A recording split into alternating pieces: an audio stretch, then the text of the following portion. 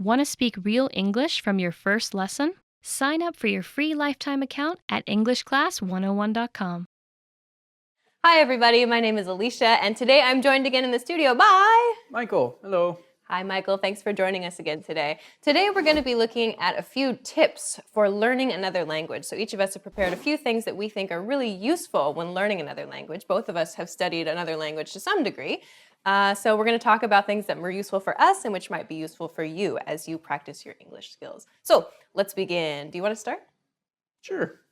Go for it. I would say absorb media. This is something that actually, when I meet someone and they sound like a native English speaker, and I go, where are you from? Are you from Australia, America? And they're, no, I'm from blah, blah, blah. What? You mean you're not a native English speaker? And every single time they tell me, I say, how did you learn? Please, I'm an English teacher. I want to know. I want to help people, blah, blah, blah. And every single time they tell me, oh, I just love blah, blah, blah culture. So usually I love American culture. I love Justin Bieber and Lady Gaga, blah, blah, blah, blah, blah. And so all day, every day, they're reading, they're watching movies, they're sitting on YouTube and just absorbing it. And it doesn't feel like you're studying, but you are. And so then you're more likely to study. So it's like a fun way to study. It's helped me. I've changed everything on my iPod. So even when I'm lazy, I have no choice but to listen to the language I'm learning. Yeah, I think that's a really good tip. I had the same thing, essentially. Mine was just phrased slightly different. I said, find something that interests you in your target language. So if English is your target language, whatever it might be, if it's music, if it's movies, if it's comic books, I don't know, if you're interested in dating someone who speaks your target language, whatever it is, find something to motivate you, something that's going to make you want to study and make you want to learn that language so that you have that that drive to do it. I totally agree with you. Yeah, I think it's a great tip. Okay, cool. So we had one thing that was the same. I guess I'll share another one of mine if that's okay. My next one is one that I try to do myself, but I know that I mess up every once in a while. Practice every day, even if it's just a few minutes, whether you can spare an hour or 2 hours, or just I myself study while I'm commuting to work on the subway. Just find something that you can do every single day so that you don't lose your place in your studies. Just whether it's vocabulary or picking a new grammar point to be looking at, or just, finding a new phrase on TV that you thought was interesting. Just being an active learner every single day really, really contributes, I think, to your abilities to speak and to understand another language. It's just practice every single day something. I think this is a really useful piece of advice for anything. I think a lot of people, you get overwhelmed and you think, man, I want to be here, whether it's exercising or playing the piano or whatever, and you just want to finish a year's worth of time in one day. And so you study really hard, you procrastinate, and then one day you cram as much as you can, you get burnt out, and then you don't do it for weeks, months. And that's not the way humans work. We're creatures of habit. Any of the best, the greatest, whether they speak a language like you as wonderfully as you do or whatever, or play piano or whatever, every single time you ask them, and it's brick by brick by brick. So I agree 100%, and I also don't follow this advice all the time. It's tough. I think the key is to not give up. So for me, honestly, my languages I'm not as confident, but as far as exercise, you'll get lazy and you'll pig out and you go down. But you can't just give up and just let it go down. Right. Just remember the big picture, that you are making progress, even if there's some decline. So if you get busy with work, whatever, get back on it, keep practicing English. Get back on EnglishClass101.com. What is your next tip? So my next tip is also related to practice every day, is practice fearlessly. So this means, it's easy to learn some basic phrases in English. Hello, I'm fine, thank you, and you? And you sound like a robot and you feel comfortable in your little comfort zone, but you don't expand. You got to be willing to make mistakes. And I think it's the same as with dancing. If you're afraid, you look stupid. If you're reserved and you're off onto the side of the club and you're just kind of moving like one shoulder in your little comfort bubble, it looks really stupid. It looks way more stupid than if you were actually going all out and just having fun with it. Yeah. I think it's the same thing with language. Don't just stick to your little comfort of, hello, I'm fine, thank you, and you, and sound like a robot. You got to have some fun with it. Try to use those big words that maybe you mess up. That's okay. That's how you learn, just like a kid. So let's see your other one. My last tip then, is kind of general, I guess. I've just chosen immersion. This doesn't necessarily mean that you have to go to the country, where they speak the language that you're studying, but just find a way to, even if it's just for a short period of time every day or once a week or whatever it is, if there's some way that you can immerse yourself in the language that you're studying for a period of time and only study, Spanish or only study English in your case, for a period of time every day or every week, every month, whatever it is, on a regular basis, so you get used to just hearing that and just experiencing that, I think is really, really helpful, I think. Yeah, I agree. I think that's... No, that's not the other one. I thought I wrote it down. Yeah, I agree. One of the things that most people don't realize is that now it's the 21st century, everyone's connected. So a lot of people just assume that if you move to the country, you're going to pick up the language because immersion is one of the best, most, time and time again proved ways to learn a language. But that's not always the case. Like I have a lot of friends in different countries who don't learn it at all. They're married to a local, but it's easy to just sit on Facebook and talk to your old friends and never actually, practice and put it out there. So if you can't make it out to another country, don't worry about it. Because even if you do, sometimes, it's that mindset. It's actually doing it. Yeah, I agree. good. I agree. Good. Okay, what's your last tip? My last tip is take grammar with a grain of salt. So, of course, grammar is essential for learning a language. Absolutely. There's no doubt about it. You should definitely focus on that. But what I've found is that when you're learning from a non-native English speaker, they feel safe teaching grammar because there's set rules they can teach, even if their pronunciation isn't correct or any of that. And, you can just get into that rut. But the reality of most languages is we break those rules all the time. So don't worry too much. If your grammar is a little off or you're having trouble learning it, just kind of go with it and just try to repeat what you hear. Yeah. I don't know about you though. What do you No, think? I think that's an interesting point though, because I think that, like you say, I think grammar is a really safe place for a lot of people because, like you say, there are rules. It's clear that I can see that, if I put a noun and a verb like this, then I'm going to make a sentence that says this, and I understand that. It's really easy to understand. But I think that something that a lot of learners, and myself, I'm guilty of this too, is that there's a limit to how much grammar that you can learn. Like once you learn the grammar, you've learned the grammar. It's possible, I think, to master the grammar of any language, but it's the vocabulary that continues to change. Every year there are new words in every single language that get developed. People are making up new words every day, especially in English. So experiment. Once you find that you've learned the grammar, move on. Keep exploring new vocabulary. Find new and interesting things to do with the tools that you've given yourself. So don't be afraid to experiment with your vocabulary too. If you find something that you might like to try to make a verb out of, like Google, for example, give it a try. See if it works. If the other people around you are confused, maybe it didn't work. If the other people around you laugh or continue with the conversation, hey, maybe you just made a new word. You never know. So give it a try. Thanks very much for joining us for our English tips on this lesson. We will see you again next time. Bye. Is it recording? Hi there, welcome back to Weekly Words. My name is Alicia, and today we're going to talk about commonly looked up words. These are words that are the most commonly searched for on Merriam-Webster Online, which is a popular English dictionary. So let's get started. The first word is pretentious. Pretentious is a word that means you're trying to impress other people, or someone who tries to impress other people by making themselves seem more exciting or more important or cooler than they really are. In a sentence, you might say, my coworker is so pretentious. He's always exaggerating his stories to make himself sound important. Don't be pretentious. The next word is ubiquitous. Ubiquitous just means something that you see everywhere. Smartphones. Sorry, I'm still laughing about smartphones. It's a fern that's really smart. You can tell when you need extra oxygen. In a sentence, you might say, smartphones are ubiquitous. Everybody has one now, and I have one too. Albeit. Albeit just means although. In a sentence, she was making progress, albeit rather slowly. The next word is ambiguous. Ambiguous just means something that's, the meaning is not really very clear to you. Maybe if you're reading the newspaper, for example, and a sentence is written kind of strangely, you might say, the meaning of this is rather ambiguous. All right, love. Really? Baby, don't hurt me.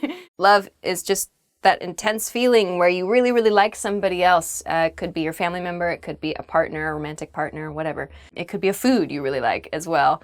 Just anytime you have that really deep, strong emotion, you can use the word love. For example, I love pizza. It's my favorite food. Okay, And that's the end of commonly searched for words in the dictionary. I hope you learned a few new things. Give them a try, and we'll see you again next time for more weekly words. Bye. Just doesn't sound natural to me. Rolling, rolling, rolling. Okay. Hi, welcome back to Weekly Words. I'm Alicia, and today we're going to talk about phrases that aren't cool anymore. Woohoo! I probably say a whole lot of these phrases, so I'm about to embarrass myself. The first phrase is sweet. Oh, sweet's not cool anymore. Sweet means cool. Sweet means something that's good. You might say, oh man, that skateboard trick you just did was sweet. Groovy. I still say groovy. Groovy means cool, groovy means good. It was used in the 70s when, funky, groovy music was popular. In a sentence like, oh, hey, those are some groovy moves on the dance floor. I don't know if we can use that. Going steady. Going steady is kind of an old-fashioned phrase as well. Going steady just means you're dating, someone who is dating someone else. Like me and Trisha are going steady. Well, it just means you're dating, you're a couple. Not, oh, this word is actually what the entire holiday of April Fool's Day is based around. That's a lie. Particularly, I would say for junior high school students, this phrase is very popular. They might say something like, hey, Steve thinks you're cute. Not. So in other words, it's often used as an insult. Duh. Oh, duh. Duh. Duh is used when someone says something really stupid or something really obvious. So if you say something like, oh, hey, it's raining, the other person who can also maybe look out the window you're both sitting in front of might say, duh, because you've just indicated something very, very obvious. You can also use duh to make fun of yourself when you do or say something really stupid. As soon as you realize this, you can go, oh, duh, yeah, I'm learning today that I'm not cool. That's the end. Oh, okay. Well, those are some phrases that are no longer cool. I hope you learned something about things that are no longer cool, but you can still use these words. Just, don't expect to sound really interesting or hip to the lingo if you use these words. Okay. Thanks for joining us, and I will see you again next time. Bye-bye. Hi, everybody. Welcome back to English Topics. My name is Alicia, and I'm here today again with Michael, hello. And today we're going to be talking about questions that we have been asked. So let's begin. What is the first question that you would like to discuss today, Michael? I would like to discuss what's the main difference between British and American English? So, for me, I'd like to get this out of the way. Canadians and Americans sound pretty much the same. It's hard for us to tell the difference, even native English speakers. There's a couple telltale signs, they'll say some things, but it's usually regional. So I guess North Americans and then like UK English. And again, there's a lot of different accents and dialects. It all depends. But for me, the easiest way is Americans enunciate every word. We're very loud and we open our mouths a lot. Hello, how are you? Where are you from? Teacher, water. We enunciate every sound. So for me, a dead giveaway is that R, that end R. Right, it's tough. I listen for vowel sounds and try to guess based on that. So your question is about British English and American English. There's also Australian English, there's Scottish English, there's Irish English. There's so many different English-speaking dialects. And honestly, sometimes it's hard for us to understand. We're both from relatively the same part of America, so we have the same speaking style. Our accents are the same. But to go through all of the different dialects and to try and approximate, to try and say them badly too would probably just be a waste of time. But you're on the internet. Look it up. Okay, I guess we'll go to the next one. Let's see. My questions. Let's see. I'm going to start with a grammar question that I get a lot. A grammar question that I come across, students ask me this question. The present tense versus the progressive tense. What is the difference? When should I use present tense versus progressive tense? So by this, I mean of verbs. The present tense is used for facts, things which are always true, things which are part of your regular schedule. The progressive tense has a few different meanings to it, a few different uses to it, but one of the meanings or one of the uses is to express something which is temporary, which is not part of your regular schedule, or another use is to describe a trend. To use a very common mistake as an example, if I ask the question, where do you work? A lot of times the response I get from my students is, I am working in America. Depending on the situation, that sentence could be correct, but if you're talking about the place where you work always, every day you go to that job, it could be the location of your office, it could be the country or the city where you work. If it's a part of your regular schedule, you want to explain a fact that is true about your life, you should use the present tense, not the progressive tense. So the correct version of that sentence should be, I work in America. That's part of my regular schedule. If, however, you're only in America for the week, for example, you can use the progressive tense, but it's more natural to say, for example, this week I'm working in America. That's a much, much more natural sentence to use. How do I pronounce the TH sound? So, depending on who I'm teaching English to, they'll have problems with different pronunciation sounds. But for me, I think one that's common with a lot of different cultures is the TH sound. And I think, again, this goes back to like the different ways of speaking and how Americans, we enunciate every word and we push the way we speak to the very tip of our mouth. That's the TH sound. So most people are capable of making the TH sound, but they're just a little shy and it just doesn't seem natural. It's almost as if you can bite the tip of your tongue off when you say the sound, right? And then just another thing to note is that TH can have a hard or a soft or voiced or unvoiced sound. So the is hard or voiced. You hum, the. And then with like think, it's a soft or unvoiced. You don't hum, you don't vibrate, you just say think. But it's still the tongue goes, touches your teeth. Think. That. This is another grammar point that I get questions about from time to time. It is the present perfect tense versus the simple past tense.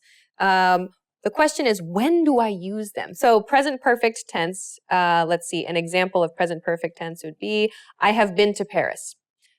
Simple past tense would be, I went to Paris. What is the difference? We use the present perfect tense to talk about a life experience or something which occurred in the past, but which still affects the present. So in this case, in my Paris example sentence, it's something that happened in the past, but exactly when is not important. We just want to say, I have had the life experience of going to Paris. Simple past, however, is used to refer to a specific point in time in the past. So for example, I went to Paris last summer. It's important that you know I went last summer. If the time point when you went to Paris is not important, use the present perfect tense. So this is really useful for talking about your travel experiences, for talking about your study experiences, foods you have and have not eaten. So just try to keep in mind when you should use these two. They're very commonly used together. Like, for example, you might use the present perfect tense to introduce a question. Have you ever been to Paris? And the follow-up answer, oh, yes, I have been to Paris, using the present perfect tense again. But then a common pattern is to follow that answer up with a simple past question. When did you go? So you can see it changes from present perfect tense to simple past tense. So a larger life experience to a more simple life experience. So they're used together, but just be careful. Try to be aware of, am I talking about an overall life experience or a very specific life experience? This is one that many of my students struggle with. This is more cultural. Why do Americans wear shoes inside the house, on the bed, etc.? I feel like this depends, and this is starting to change. I take my shoes off in most houses, but I guess it's more so for comfort, whereas I feel like on the east side of the world, it's more of like a cleanliness kind of a thing. And if you do still wear your shoes, it's pretty taboo. Whereas in the States, I feel like most people, from my experience, anecdotal evidence, just personal experience, most places you take off your shoes, but if they have a party, they let people wear shoes inside the house. They don't care. And a lot of my friends will see American movies and they see somebody, a main character, wearing their shoes on the bed, on the couch, something like that. Again, from my experience, it's not that big of a deal, but typically you wouldn't do that. For me, the rule of thumb, like the unsaid rule, is that you can put your shoes up, but you don't let your shoes touch the couch. You kind of, you hang off, right? So you can, if you want to lay on the couch without taking your shoes off, you let your feet hang off. Because yeah, of course they're going to get dirty. But yeah, it's just not as emphasized as much in our culture. I don't know. The last question I have is, can I ask a question? The answer is yes. The answer is yes. And in probably 95% of cases, the answer to the question, can I ask a question, is yes. Okay. Why did I choose this question? My students sometimes will put their hands up in my lesson and say, can I ask a question? Like, one, this is your English class. Yes, please ask questions. But two, also, this is a discussion I've been having with a few people recently just about the mindset that I think is really important when speaking English. We have experience teaching in Asia, where maybe there's a different approach to conversations. I don't know if this is the same cultural approach to conversations that people from other countries have, but don't wait for permission to speak. Don't wait to jump into a conversation. Just go for it. Don't wait for someone to say, oh, would you like to speak now? Because that's never going to happen.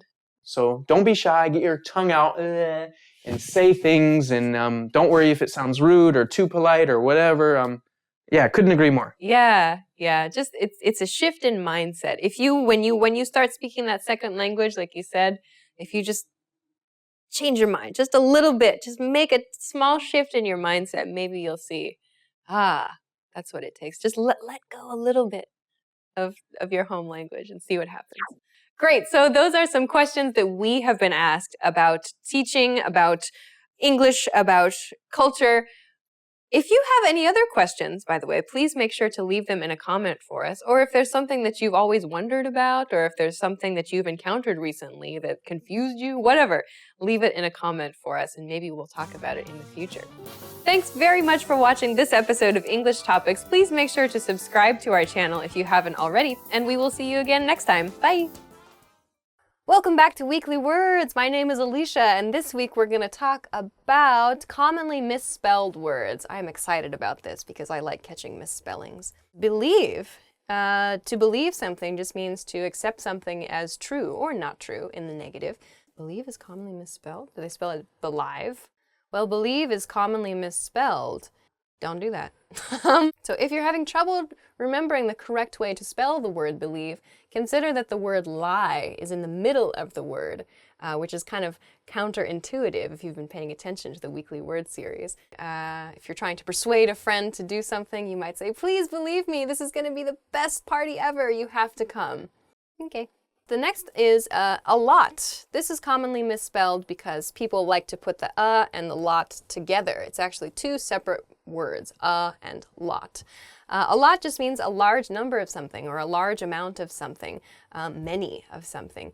In a sentence, you might say something like, I have a lot of hobbies. I like skiing, snowboarding, and whitewater rafting.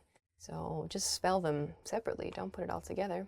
Oh, the next, there, and there. Students of English tend to be better about spelling these words than native speakers of English, and I find that very interesting. The first there, T-H-E-R-E, refers to a place, as in he lives over there. The book is over there, somewhere other than where you are right now. The second form, T-H-E-I-R, is the possessive form of they, as in that's their house, that's their dog, something that belongs to some other group of people. And the last form, T-H-E-Y apostrophe R-E, they are, refers to a quality about another group of people, as in they are the students, they are the teachers. It's the contracted form of they are. Onward. The next word is grateful. Grateful, the meaning of grateful. Grateful just means that you're appreciative of something. In a sentence, you might say, oh, I feel so grateful. My teacher took time after class to explain this concept to me. Grateful is commonly misspelled because this G-R-A-T-E sounds just like the word great, G-R-E-A-T. But actually, that great, good meaning is not the correct spelling for this word. We use great instead. This spelling of great is also used as a verb, as in to grate things in the kitchen. I don't know if that has any relation to this or not. Probably not. It's G-R-A-T-E. Next is receive. Receive. To receive something as a verb means to be given something or to get something. Receive can be kind of tricky because of the I and the E, a place where the I before E except after C rule applies. It's not a 100% true rule, but typically after the letter C, if the letters E and I need to follow it, after the letter C, I is typically not the first letter to come. Usually it's E that's the first letter. So it should be C-E-I-V-E, receive, rather than receive, or something like that. In a sample sentence, you might say, I received a gift from my friend on my birthday. I was really happy about that. The next word is end. All right, end is not very commonly misspelled, but thank you for joining us for this episode of Weekly Words. Please watch your spelling with these words, as it can be very important to get them right. Thanks again, and I will see you next week. Bye-bye. Want to speak real English from your first lesson? Sign up for your free lifetime account at EnglishClass101.com. Welcome back to Weekly Words. I'm Alicia, and this week we are going to do words with strange plural forms. This is good practice, I bet. Let's start. Yeah. Antenna. The plural form of antenna is antennae. I think I would say antennae. Antennae. I think I would probably actually just say antennas. An antenna on an old TV set, for example, would kind of look like this. We'd call it bunny ears, where you had to adjust the bunny ears. You had to adjust the antennae to make the signal on your TV come in more clearly. Bugs, they have antennae from their heads. The next word is millennium. The plural is millennia. A millennium is a period of 1,000 years. 1,000 years is a millennium. A series of thousands of years would be called millennia. You might say, many millennia have passed since the earth was formed. Cactus is the next word. A cactus is a plant, a thorny plant. These are the arms of the cactus. I couldn't make the trunk of the cactus. Wow, you can put a picture on the screen instead of my amazing cactus. Cactus, the plural of cactus is cacti or cactuses. I think I'm more inclined to say cacti. So when you go to the desert, you might say, keep an eye out for cacti. If you step on one, it could really hurt you. The next one is an interesting one. I don't think I've ever used this word in the singular. Like if you have a swimming pool or if you've seen a pond or whatever, it's that green sort of scummy stuff that accumulates on top of it or on the sides of your pool if you haven't cleaned it in a while. Algae, bacterias, and things that like to live in the water. There's a singular form, and I'm looking at it for the first time. I don't know how. Alga? To use the plural, then you would say, I need to clean my pool. There's a lot of algae in it. Yeah. Next is ox. Ox. The plural of ox is oxen. These animals used to be used for farming. I don't know that they are very much anymore. I don't have much personal experience with farming. But they look like really, really big cows with huge horns. Huge horns, yeah. Okay, next is the end. Plural. Words that have weird plural forms. So please keep them in mind when you are trying to use them in conversation and use the correct form of the plural. Thank you for joining us again this week for Weekly Words. Next time we will see you for more Weekly Words. That was weird. We'll see you again next week for more fun information. Take care. Bye. Welcome back to Weekly Words. My name is Alicia, and this week we are going to look at commonly misinterpreted phrases. The first phrase is, I couldn't care less. People will often say, I could care less, but that doesn't really mean the same thing as I couldn't care less, short for I could not care less. It is not possible for me to care any less about this situation. So it's just emphasizing that whatever's going on, it doesn't bother you. In a sentence, my coworker's project wasn't successful and I couldn't care less. Oh, jerk. All right, next is nip it in the bud. Many people say nip it in the butt. It should be nip it in the bud. Bud in this case might refer to a flower before it blossoms, that small shape before the flower actually opens up. We call that a bud. So to nip something would mean to take something quickly, like biting, taking motion. To nip something in the bud would mean to stop something before it becomes something else. Stopping something negative from happening. Knitting a sweater, because I was knitting a sweater earlier. There's a section of the sweater where the thread, the yarn has started to unravel, and you think to yourself, oh my gosh, I need to nip this in the bud. Nip this in the bud. So you decide to fix it right away instead of letting the sweater just slowly unravel as you work on it.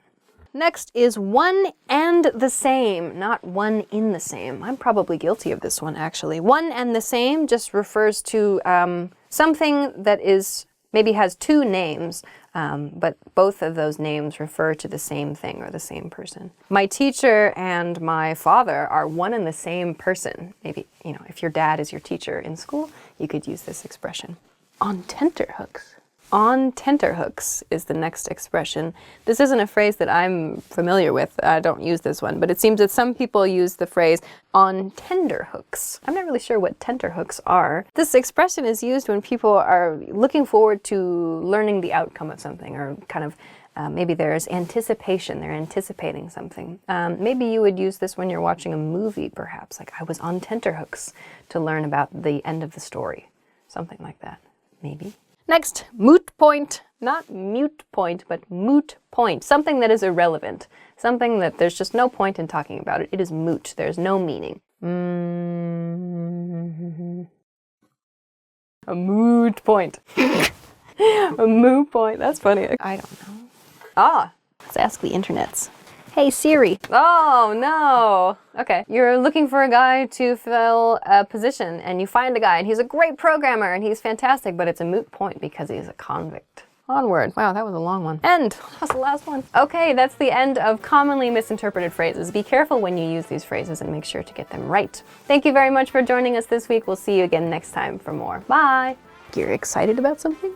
Anxious or like looking forward to something? The origins of this phrase are unclear. Hi everybody, my name is Alicia, and today I'm joined again in the studio by Michael, hello. And today we're going to be talking about bad habits in English. So these are some things that we've heard before, or mistakes that native speakers and non-native speakers of English make and that drive us crazy. So let us begin. You start. What's your first thing? This doesn't bug me too much until someone points it out about me, and then it drives me nuts. Yeah. Okay, once you tell someone that they say or like too much, then every time they say it, they notice it, and it's really hard to get a thought out because these are filler words that you almost always use, or I always use, maybe Americans always use, but it's really tough not to use the word like or I think, when you're just speaking casually. Right. Yeah. Right. Well, yeah, I mean, like... Right? Now? See? Why Exactly. did you have to make that the first word? Why did you have to make that the first one? Actually, we talked about that. We have a video, I think, from probably like a year ago, one of the English Weekly Words videos, where the word like was one of the words that Americans overuse. I don't know where that information came from, but that was, see, oh my god, now I'm suddenly aware of it. Right. Why, Yeah, god, this whole thing, I'm going to be thinking about how often I say like and Okay, let's see, I'm going to go to one that I think all of us talked about and all of us were aware of before we even turned the camera on, but this one is written. This is a written problem that drives me nuts, and there are so many variations on this with other words, but this is the big one. Your, Y-O-U-R, this is a do not equal sign, Y-O-U apostrophe R-E. So this one, your, Y-O-U-R, is a possessive word. This is your shirt, your bag, your whatever. Y-O-U apostrophe R-E is a contracted form of you-are. Interestingly enough, though, I will say that I rarely see non-native speakers of English make this mistake. Most of the time, it's native speakers who make this mistake. Come on, guys. Really? It just drives me nuts. Yeah, that one really drives me nuts. That one bugs me too, because it's really simple. I mean, there's another one that still kind of bugs me, but I'm more forgiving, is its and its, because they're both its, and one of them has an apostrophe. And in both cases, it seems reasonable because you can use an apostrophe for possessive or for a contraction. So both seem reasonable, and you just have to do like, a mnemonic device, figure it out. There's rules. I'm sure there's a, English Class 101 episode on it, No But apostrophe is the one that's the possessive. The apostrophe S is the one that's short for it has or it is. right. But it makes sense. It's kind of tough for some people to remember. You or your and your, that really upsets me. Yeah. Just because it's so easy. It's simple. That and there, we talked about this earlier before this. The there, and there. The possessive THEIR for that's their house, that's their dog, THERE, it's over there. And THEY apostrophe RE, they are. There are three different theirs. Sound the same, but they have different meanings and they should be spelled differently too. So come on, native speakers, get it together. Okay. All right, next one for you. What's your next one? Along the same lines of being just like correct, could of. So I think the problem with a lot of these words is, so it's supposed to be could have. But when you're speaking the language, any language, you make it quicker and quicker and you kind of slur the words together. So like, for example, grandma or grandma. Like native speakers, you don't really say the D, you just say like grandma. And so as a kid, I thought that's how you spelled it. And I remember spelling GRAMMA. Someone told me, no, that's not it. So could have, it makes sense why people would say could have, but it's not proper, and you shouldn't get in the habit of doing it. I think most of these things, you can be forgiving when they're kids, but it's best to nip it in the bud because, it just becomes a bad habit. Yeah, and I mean, with could have, there is a correct contracted spelled version. It's just could have apostrophe VE. Could have. I mean, I would argue that it's more casual and it's perhaps not the most correct thing to write. I probably would just write could have. I probably wouldn't use the contracted form so much. Use of contractions will make you sound more casual. If you want to write a formal letter, I feel you should not use contractions. If you're writing an academic paper as well, don't use contractions. Spell it out. Spell the whole thing out. You'll sound much more formal and more, at least in my mind, more educated. All right, great. This topic is getting me all like fancy. Okay, let's see. I'm gonna go to another pronunciation issue that I feel like almost is cool now. Okay, let me ask you a question. This pronunciation. Okay, so I've written ax on this card, but it's ask. ASK, let me ask. Okay, so this let me, which we talked about in a previous video, which is short for let me, I've contracted it here to the very casual let me. But I've used let me here because this is typically said in a very, very casual setting. Let me ask you a question. But the pronunciation of ask should not be ax. It's ask. Let me ask you a question. I want to ask you something. It's not ax. It's ask. Ask. Yeah, this one. Again, so like lemmy is okay. I think most people say lemmy. I think that's okay. But for some reason, ax, I think a lot of these just are not even close at all. Let me, when you say it really fast, it sounds like lemmy. Lemmy. Right? But when you say ax, it's just totally wrong. Well, it's reversing the consonants in the word ask. Right. It's not faster. You're not making it quicker. You're not slurring or making, putting it into one little like fluid blob. It's just, you just switch the two syllables. Similarly, I hear this with the word asterisk as well. The little star that's on like the number 8 on your keyboard or whatever, this looking thing, it's not an asterisk or what, I don't even know, it's asterisk. So, overpronunciation. So this one is kind of the opposite direction. So this whole time we've been kind of nitpicking when you use the incorrect version of a word. I think overpronunciation can also be equally as damaging, but instead of making you look stupid, it makes you look pretentious. So for example, we don't say in English, we don't use all of the syllables with chocolate. So it's like when you spell it, chocolate. Wait, chocolate, right? And so like maybe in Spanish or something like that, they would still say that, like chocolate or something, whatever. But with English, we took it out. And so even though you still spell all of those syllables, native speakers now say chocolate. Or like comfortable. That's how it's spelled, but native English speakers, we say comfortable. And this is like, now it's I think it's like unanimous. So maybe when slang becomes so popular that it's part of the new language, the language is now evolved, if you don't go with the flow, even though it's incorrect, I think you sound pretentious. That's a great one. I like that a lot. All right, I'm gonna wrap it up. I have two, actually. I think I can do them quickly, though. Do you have any more, by the way?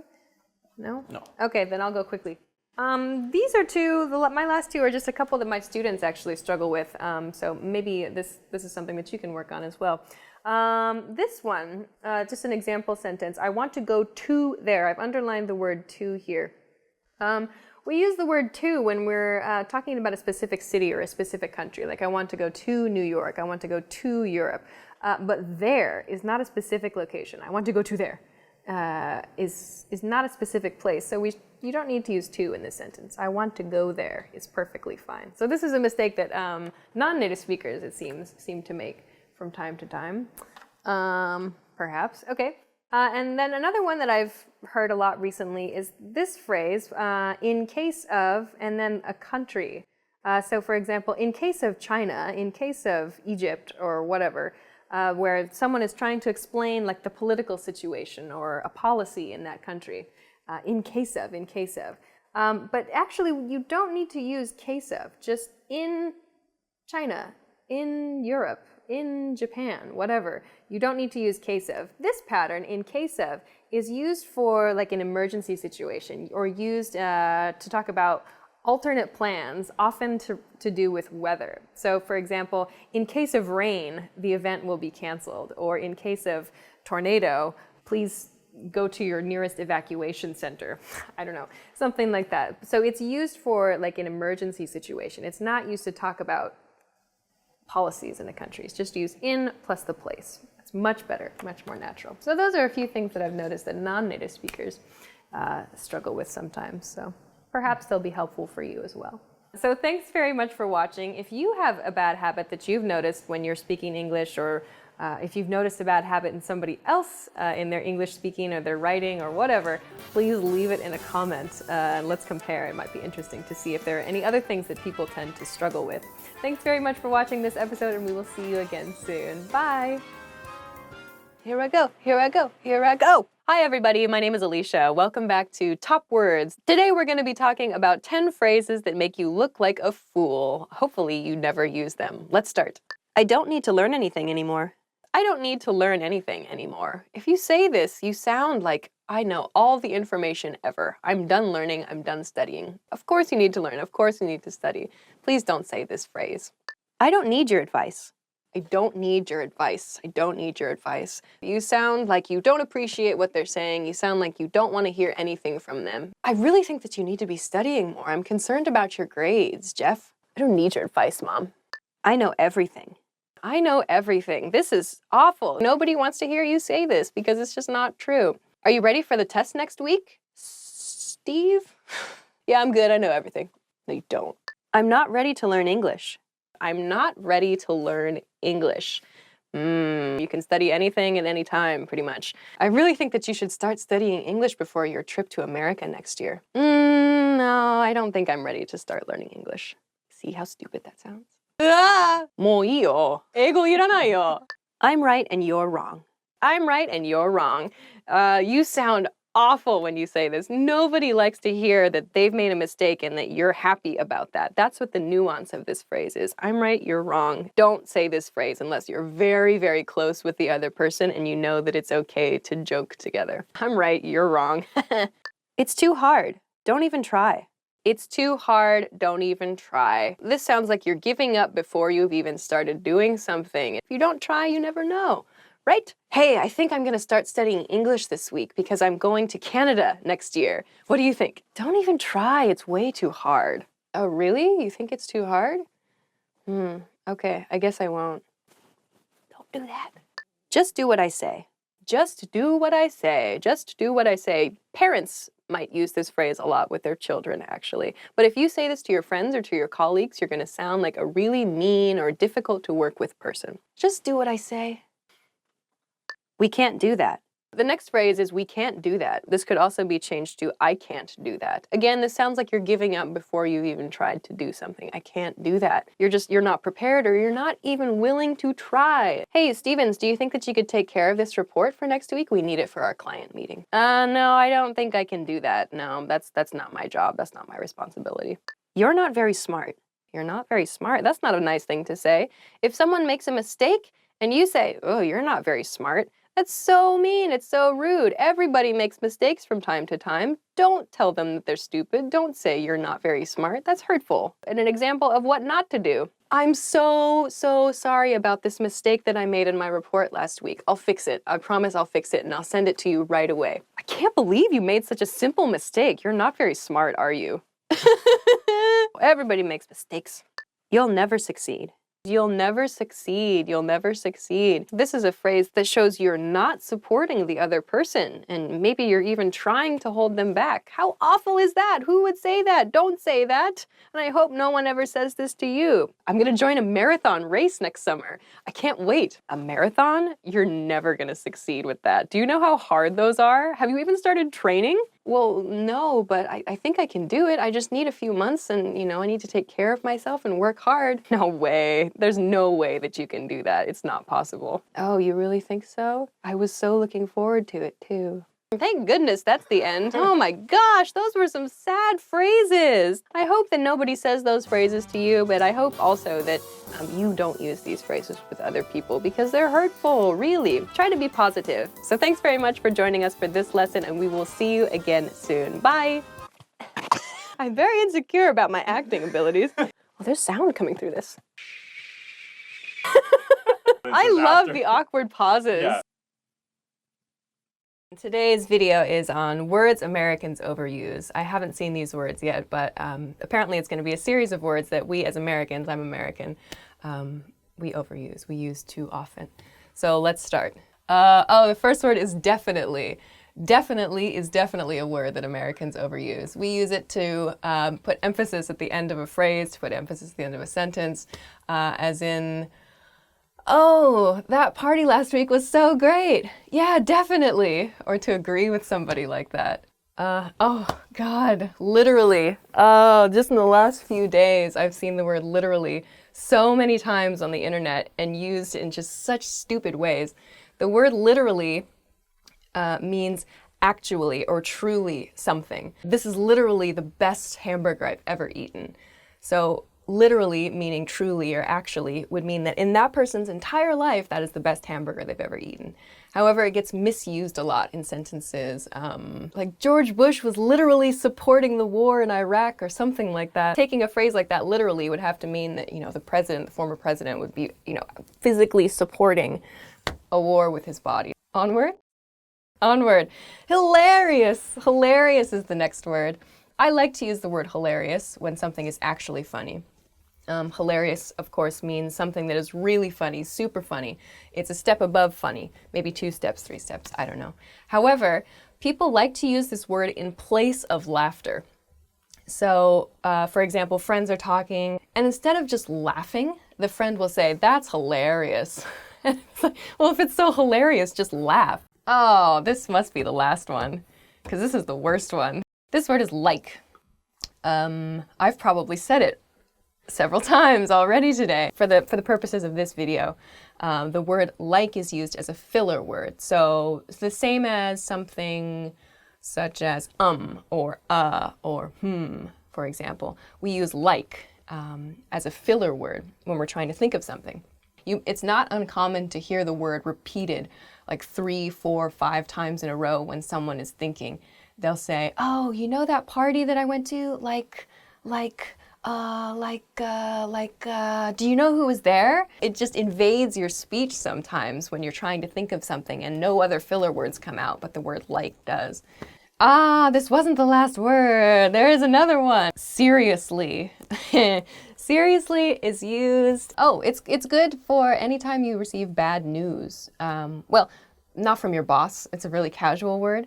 But if you hear something like your friend lost their job, and you can sympathize with them or maybe empathize with them by saying, seriously? Oh, that's too bad. Or, oh, tell me, like, all your problems. Oh my God, I just used like. Oh God, oh, I hate myself. Is that the end? It's the end! All right, well, I hope you enjoyed learning about a few words that Americans overuse. I'm sure that there are more words that Americans overuse, but perhaps you'll find those out on your own. Thanks very much for watching, and we'll see you again next time. Bye-bye.